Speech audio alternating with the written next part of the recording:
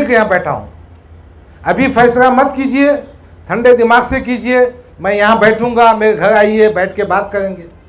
क्या मैंने पार्टी को छोड़ना चाहिए? क्या मैंने इलेक्शन लड़ना चाहिए? लड़ना तो किससे लड़ना चाहिए? कौन से दरवाजे को खटखटाना चाहिए?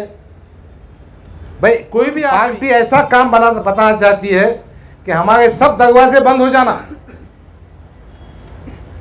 हमने कहीं जाना नहीं, फिर बाद में डिक्लेयर कर देंगे हम टिकट नहीं दे रहे। भाई तुम रईस लश्करी का टिकट डिक्लेयर कर गए, जुम्मा 8 दिन से पार्टी में आया, फारूक शाब्दी का टिकट डिक्लेयर कर गए, इम्तियाज जलील का टिकट डिक्लेयर कर गए, तो हमने क्या गुनाह करे भाई? हमारे में क्या खुश हो बताओ ना।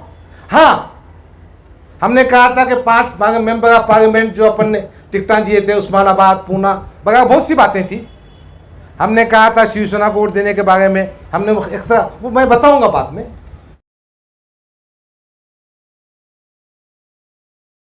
यहाँ मौजूद हमारे आइम्मा मसाजिद, बुजुर्ग हजरात, उलमा कराम, मेरे नौजवान साथियों, दोस्तों, ये जो आज की मीटिंग और दावत मुनाकिद की गई है, कल रात में हमारे कुछ साथियों ने मुझसे गुफ्तगू की, मुझसे बहुत सारी बातें पूछी। ख़ास तौर पर 2024 के असम्बली इंतखाबात, इस हल्क़े असम्बली के बारे में मुझसे पूछा।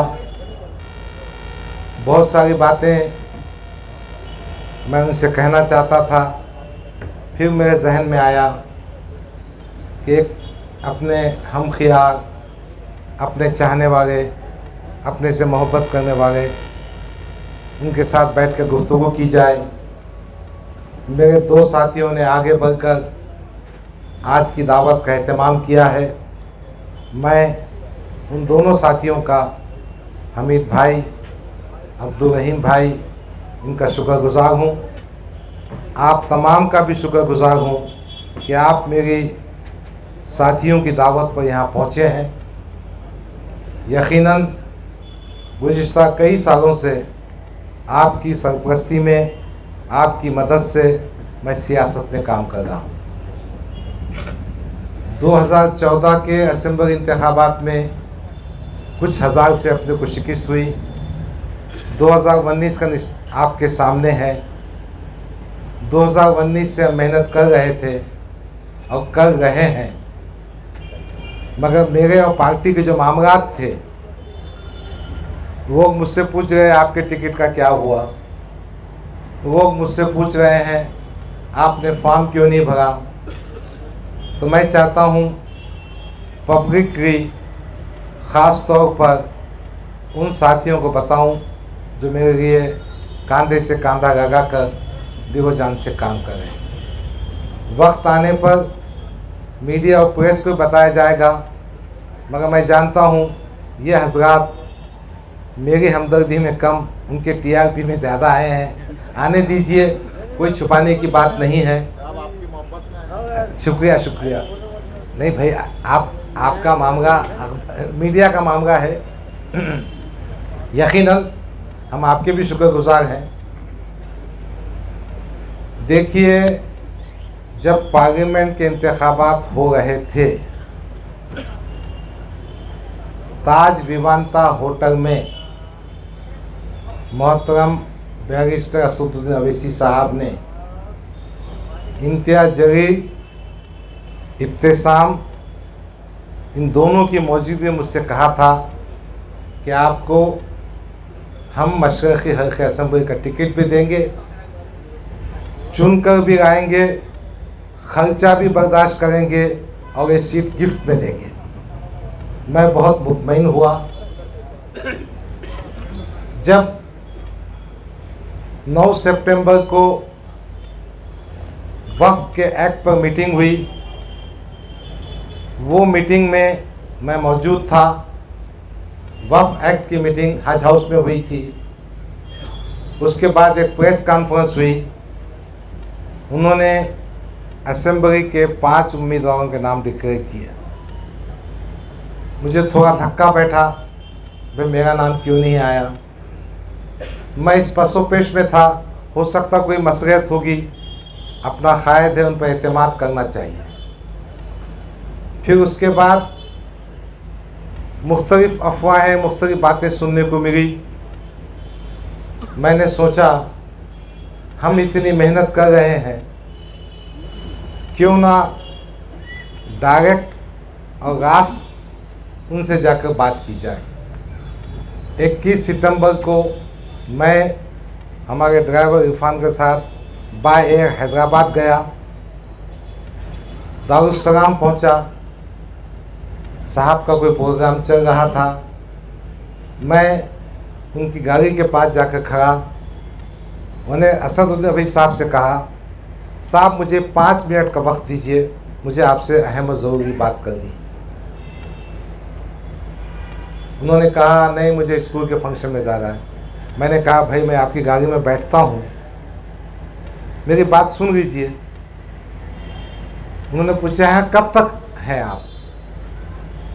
मैंने कहा मैं जब तक आपसे बात नहीं होती उसके लिए मैं आया हूँ, वह शाम के मुशायरे में आप आ जाइए।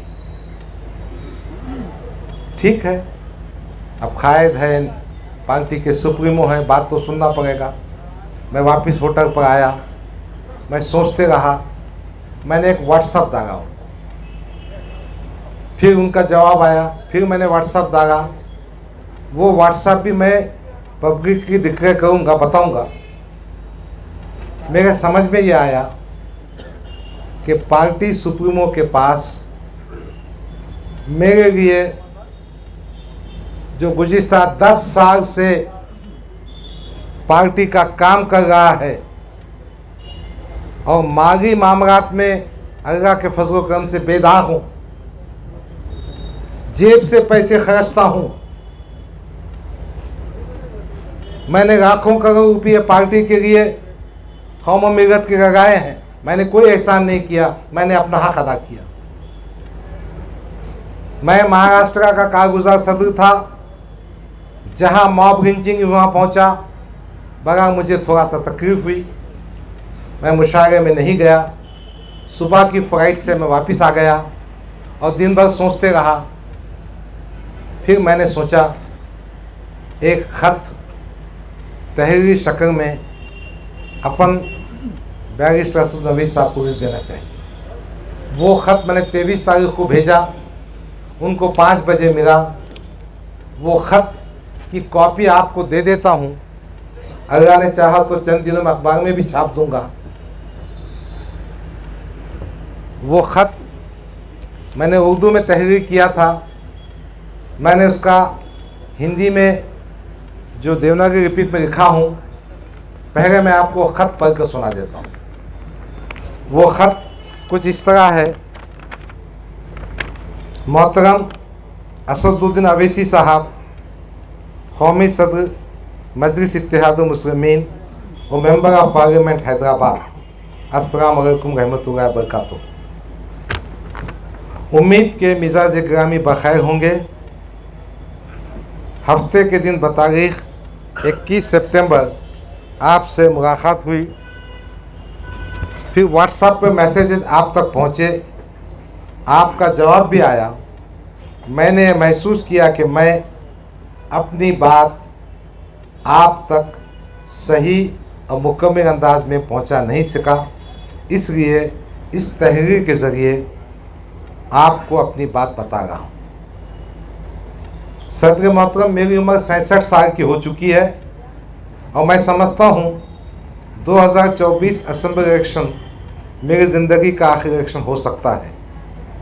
2014 के असेंबली इलेक्शन में मैंने पहली बार मजलिस के टिकट पर 60,000 वोट लिए थे। 2014 से 2019 तक मैंने मेहनत की। 2019 में 80,036 वोट हासिल किए। अब यहाँ के जो पॉइंट्स है वो सुन लीजिए। 2019 में मेरा टिकट बहुत देर से डिक्लेयर हुआ। जिसके नतीजे में गैर यकीनी कैफियत सूरत हाल थी। समाजवादी पार्टी और एमआईएम महाराष्ट्र के दूसरे असेंबली हलकों में गठजोड़ हुआ, मगर मेरी गुजारिश के बावजूद मेरे मशरक़ी हल्के असेंबली में समाजवादी उम्मीदवार करीम कुरैशी आया और 5,555 वोट खाया। इस तरह नुकसान हुआ। उस ज़माने में, अब इसमें नहीं है, मैं बता रहा आपको, मैं आपके पास सुना देता हूँ। आसिम विखार साहब हमारे उत्तर प्रदेश के प्रभारी स्पोक्स पर्सन हैं। 2019 में उनका मुझे फ़ोन आया।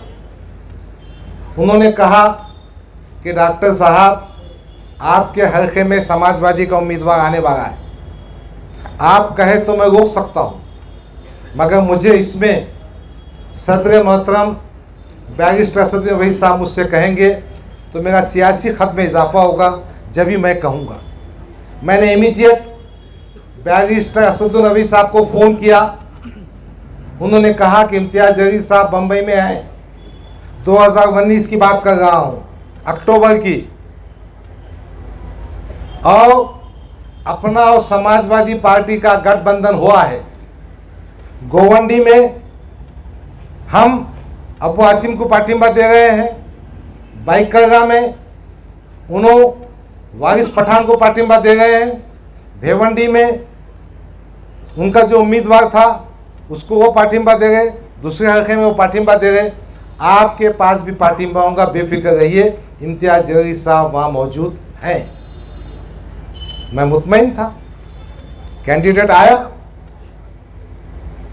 उम्मीदवार ने इलेक्शन करा, माहौल ख़राब किया। मुझे तो समझना चाहिए ना कि क्या किया जा रहा है मेरे साथ में। ऐसा हुआ है, और यही बात मैंने जब उनसे कही थी तो कहा था कि मशरक़ी हल्के असेंबली की टिकट हम आपको देंगे और चुन के भी आएंगे, गिफ्ट देंगे। तो इस तरह से 2019 में ऐसा मेरे साथ किया गया। पूरे महाराष्ट्र में समाजवादी पार्टी और एमआईएम साथ में, औरंगाबाद मशरक़ी हल्के में समाजवादी का उम्मीदवार। मैंने क्या समझना चाहिए? क्या अतुल सावे को जिताने के लिए, क्या देवेंद्र फडणवीस के बोलने पर गफ्फार खादी को बगी का बकरा बनाए क्या? फिर दूसरी बात जो मैंने तहरीर किया, आपको याद होगा कि इम्तियाज़ जलील ने रियासी सदर बनने के बाद, वो किस्सा बड़ा ख़ास है, सुना देता मैं, अब छुपाता नहीं। 25 जून या 26 जून की बात होगी। प्रकाश अंबेडकर, मैं, इम्तियाज़ जलील और असदुद्दीन ओवैसी दिल्ली में बैठे थे सीटों की वाटाघाटी के लिए। प्रकाश भाई को आने को थोड़ा टाइम था, तो मैंने हंसते हंसते कहा, साहब अब ये मेंबर ऑफ पार्लियामेंट बन चुका है, इसको अपन महाराष्ट्र सदर बनेंगे। मैंने हंसते से ये भी कहा, अपना आदमी बहुवचन में पक्का है, फेकम फाक भी करता है, खूबसूरत भी है, चलो अपने को फ़ायदा हो जाएगा पार्टी। साहब ने ट्वीट करके बना दिया महाराष्ट्र का अध्यक्ष, और ये जनाब ने महाराष्ट्र का अध्यक्ष बनने के बाद इंतखाबात से 2 महीने पहले औरंगाबाद की जो बॉडी थी हमारी, वो बॉडी को डिसॉल्व कर दिया। मैंने इसमें नोट किया। 2019 के सिलसिले में मैंने एसएस साहब को लिखा, आपको याद होगा कि इम्तियाज़ जलील ने रियासती सदर बनने के बाद ऐन इंतखाबात से पहले मशरक़ी हल्के असेंबली की बॉडी को पूरी तरह डिसॉल्व कर दिया था, और इस सिलसिले में पूना में मैंने आपसे गुजारिश की थी कि ऐन इंतखाबात के वक्त बरतरफ बॉडी को बहाल किया जाए, मगर हो ना सका। वंचित से माहिदा टूट गया, जिसका मुझे फटका बैठा। दोस्तों और साथियों, अगर वंचित और एमआईएम का अलायंस जिंदा रहता तो 15 से 20 एमएलए चुन के आते थे, और सत्ता की कुंजी दोनों के पास रहती थी। अब वो भी बातें बताऊंगा इंशाल्लाह प्रेस में, क्यों टूटा, क्या से टूटा, कौन आगे जाता, कौन पीछे रहता, कौन आगे नहीं जाना, बताऊंगा मैं। मगर मजमून पढ़ के सुनागा मैं तुमको। जो ख़त मैंने असद साहब को भेजा उसकी कॉपी आपके पास ही देने वाला हूँ। फिर दूसरा हमने लिखा कि 2024 मशरक़ी हल्के असम्बली के लिए हमने पूरी ताकत से काम किया। आपने मुझे महाराष्ट्र का कारगुजार सदर बनाया। मैंने पूरे महाराष्ट्र के इलाक़ों का दौरा किया, ख़ास तौर पर फसादात के मुतासरीन की अरबाब इक़्तिदार के सामने नुमाइंदगी की, इंसाफ दिलाने की कोशिश की और लाखों रुपये की माली एयानत की। पुलिस कस्टडी में मरने वाले मुस्लिम नौजवानों के मामले को हाई कोर्ट्स में लेकर गया, इनकी माली मदद भी की, कोर्ट का खर्चा भी बर्दाश्त किया और कई पुलिस वालों पर IPC सेक्शन 302 के तहत केस दर्ज करवाए। महाराष्ट्र में जहाँ जहाँ मॉब लिंचिंग हुई वहाँ मैं बज़ाते खुद पहुँचा, इन अफराद ख़ानदान को दिलासा दिलाया, पुलिस में नुमाइंदगी की, पैसों से मदद की। कोविड के ज़माने में मेरे ज़ाती खर्चे से 5 लाख से ज़ायद रकम के ग़िज़ाई पैकेट तक़सीम किए। कई मरीज़ों को इलाज मांगे में मदद की। पार्टी को मजबूत करने के लिए मुख्तलिफ ताल्लुक़ों अज़ला का दौरा किया, एक मजबूत तंजीमी ढांचा तैयार करने की कोशिश की, जिसमें कुछ कामयाब हुआ। मैं समझता था ये लिखने की ज़रूरत नहीं, मगर फिर भी मैं चाहता तहरीरी तौर पे बात आ जाए ताकि सबको मालूम हो कि कौन क्या कर रहा है, किसकी क्या अहमियत है और क्या अहमियत होना चाहिए।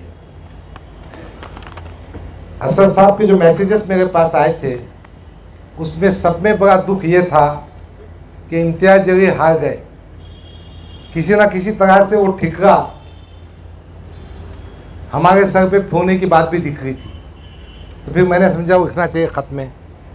औरंगाबाद पार्लिमानी इंतखाबात में 2024 में इम्तियाज़ जलील को 6 हल्कों में सबसे ज़्यादा वोट मशरक़ी हल्का इस हल्के में मिले, जो 89,000 हैं। कहीं ना कहीं हमारा काम और नाम होगा। भाई सियासत में जब कुछ काम करते हैं ना तो बताना पड़ता, बोलना पड़ता, इसलिए मैंने लिखा। इनके हल्के असेंबली जहाँ से वो MLA चुन के आए थे वहाँ 85,000 वोट मिले। अब उसके आगे जो मैं लिखा वो चुमटी भी है, हकीकत भी है, सच्चाई भी है।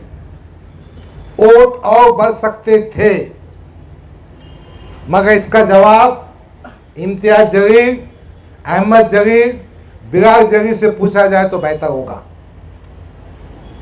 पैसे खर्चने में हाथ रोकना, तमाम ओहदेदारान और कारकुनानों को बंधुआ मजदूर समझना, ये इनकी सबसे बड़ी गलती रही। और दूसरी बात यह है कि पार्लियामेंट के हल्के में मुस्लिम वोटर्स की तादाद 22% है। यानी मुसलमान कितने टक्के हैं?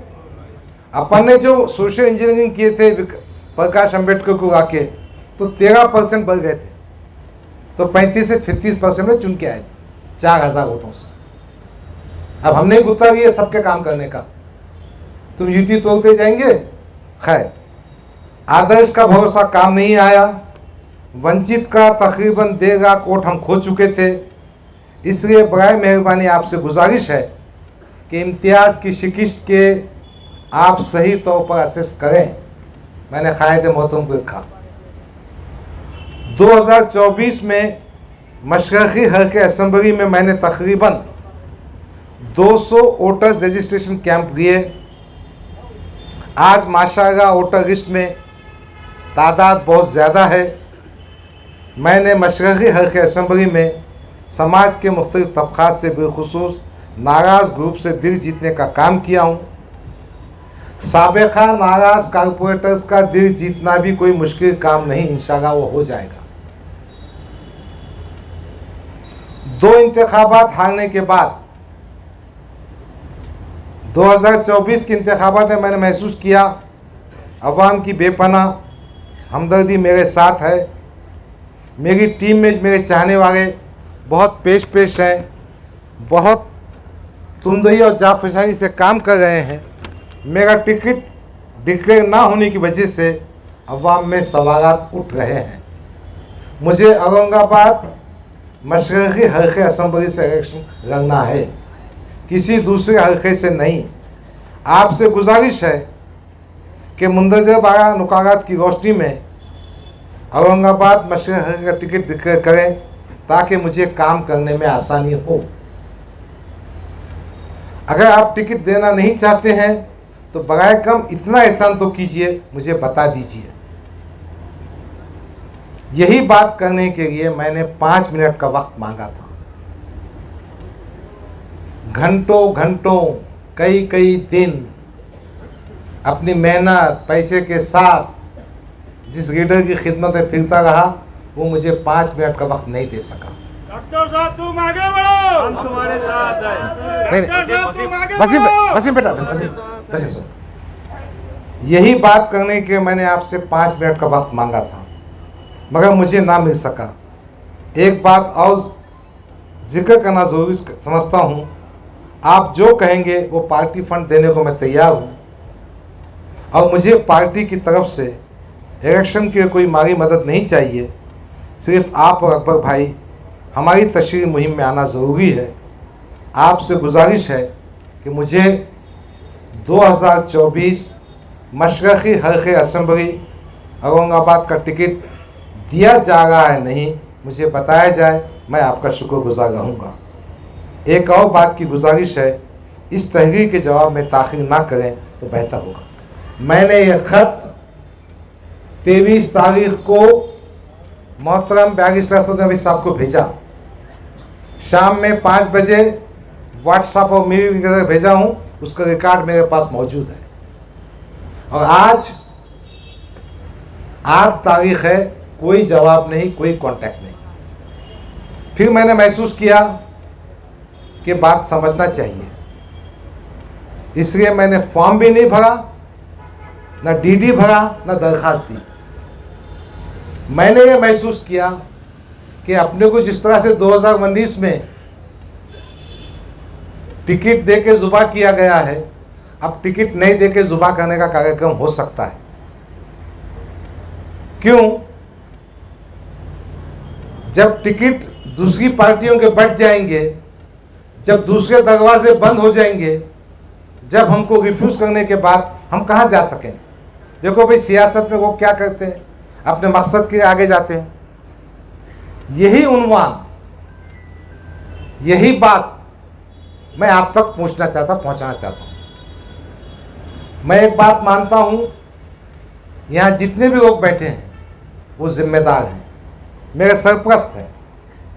मैं सिर्फ आपसे ये पूछने खड़ा हूँ, आप मेरी रहनुमाई कीजिए, मुझे रास्ता बताइए, मैंने क्या करना चाहिए।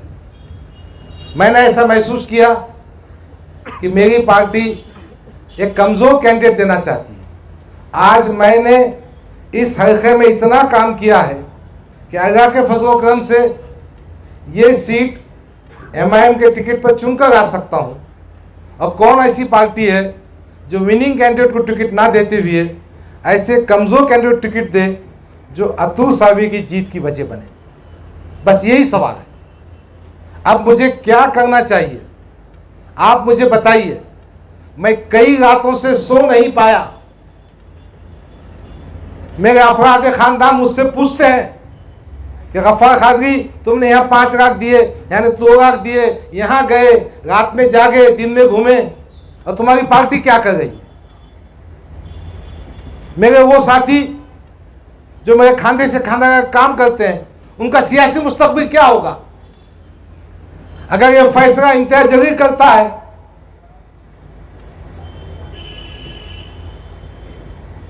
तो हमने क्या करना फिर? और असद साहब भी उनकी बात सुन के करते होंगे, तो कोई ठीक बात नहीं है। भाई, मुझे अच्छी तरह से याद है, जहां जहां फसादात के वास्ते मैं गया, ये मोहतरम इम्तियाज जलील हमारा तो फ़ोन उठाते ही नहीं। अब आप में से किसका उठाते मालूम नहीं, मगर मेरे साथी ने हंसते हुए किया, फडणवीस साहब का फ़ोन उठाते हैं, 1 घंटे में उठाते करते। अब सच्ची बात है कि झूठे मुझे मालूम नहीं, मगर मेरे कंस्टिट्यूंसी मैंने महसूस किया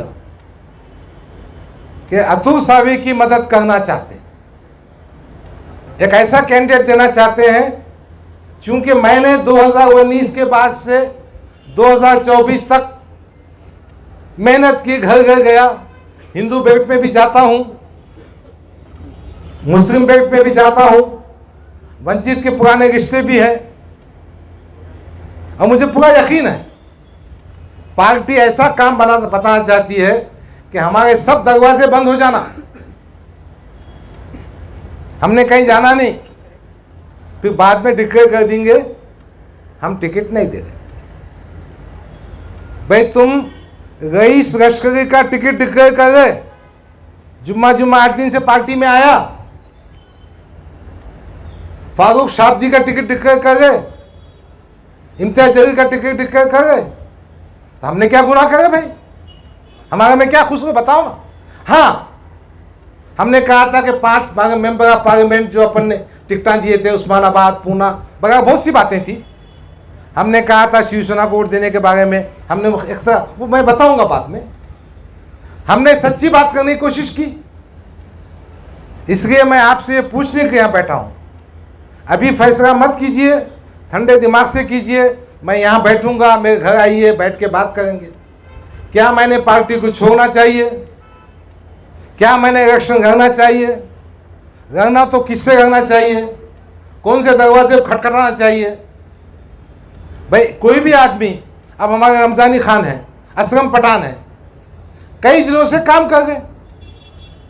अगर इनका सियासी मकसद वही हम जैसे कायदीन ख़त्म कर देंगे तो ये तो नाइंसाफ़ी हो गई ना।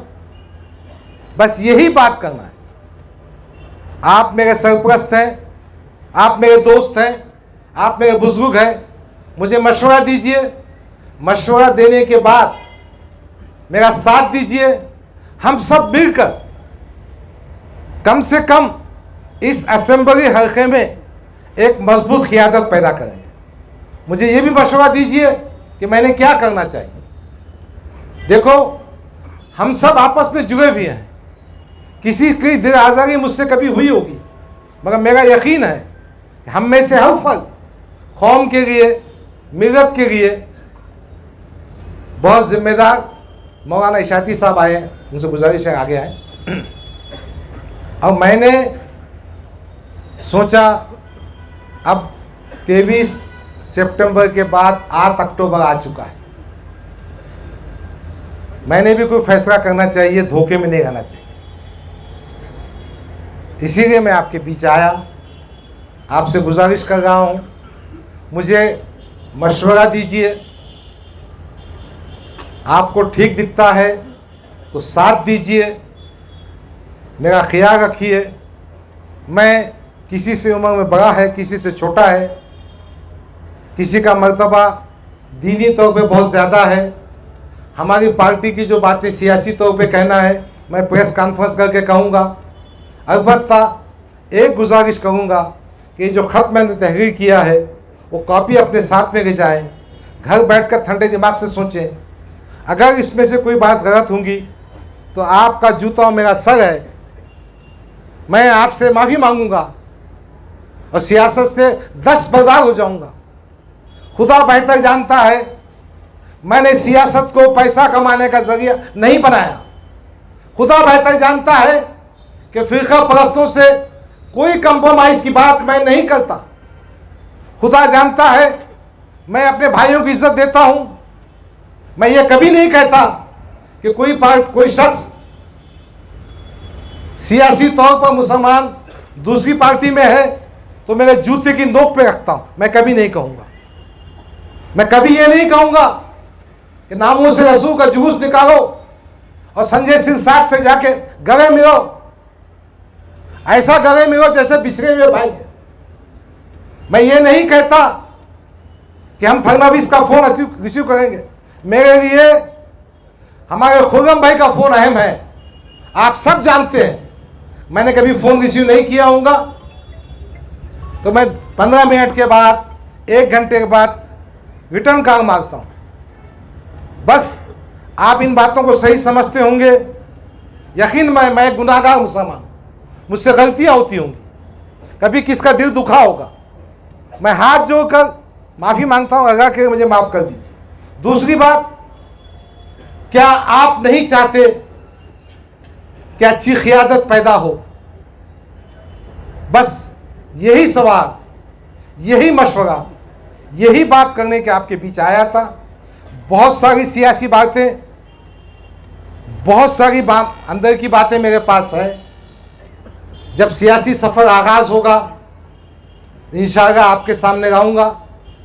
मैं बहुत सारी चीज़ों का चश्मदीद गवाह भी हूँ, मैंने मुखालफतें भी की है, मगर मैं इस नतीजे को पहुँचा हूँ कि कोई भी फैसला करने से पहले हमारे साथियों से पूछना चाहिए।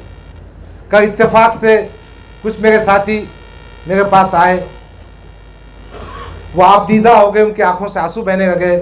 साहब अपन इतनी मेहनत कर रहे, अपना कुछ पक्का नहीं है, आप ऐसा क्यों खामोश बैठे? मैंने कहा बेटा अब मैं क्या करूं? उसमें से एक साहब ने आगे बढ़कर कहा हम एक मीटिंग रखते हैं। तो मैंने कहा ठीक बात है, अपन सब साथ में खाना भी खाएंगे, गुफ्तगू भी होगी। तो हमारे हमीद भाई, उनका मैं कुछ काम नहीं आया, मेरा दोस्त मेरे साथी है, मगर वो मुझसे मोहब्बत करते। उन्होंने कहा डॉक्टर साहब मैं खाने का खर्चा मैं करूँगा। एक दूसरे दोस्त ने कहा मैं बिरयानी बनाऊंगा। इसी तरह से जज्बा कौम का आज आप सब लोग यहाँ जमा हुए हैं। मैं क्या कारपोरेटर है, कि मैं क्या आमदार है, कि मैं क्या खासदार हूँ, मगर आपके दिल में जज्बा है कि कहीं ना कहीं मिलत के काम होना चाहिए, लीडरशिप आगे बढ़ना चाहिए। बहरहाल एक बार फिर दिल की गहराइयों से मैं आपसे गुजारिश करता हूँ कि आप हमें मशवरा दीजिए, हमको साथ दीजिए, हमको रास्ता बताइए, हमारी सरपरस्ती कीजिए। देखिए ये मजलिस इत्तेहाद मुस्लिमीन के अफराद नहीं है, ये मिलत के अफराद हैं।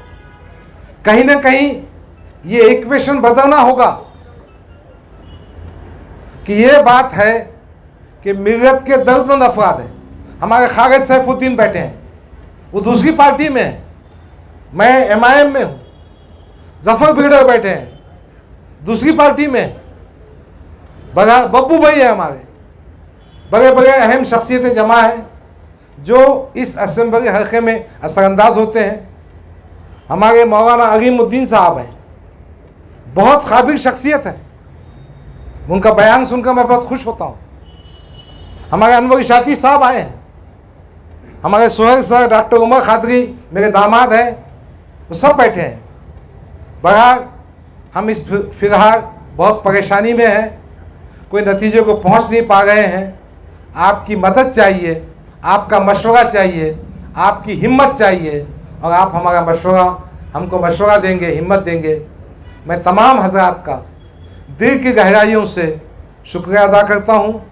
अल्लाह रब्बुल इज़्ज़त की बारगाह में दुआ करता हूँ कि अल्लाह हम सबको नेक तौफीक दे और कौम व मिलत की सही खिदमत का ज़रिया बनाए। मैं इस मौके पर मौलाना अनवर इशाती साहब से गुजारिश करता हूँ कि वो थोड़ा मुखातिब भी करें और हमारे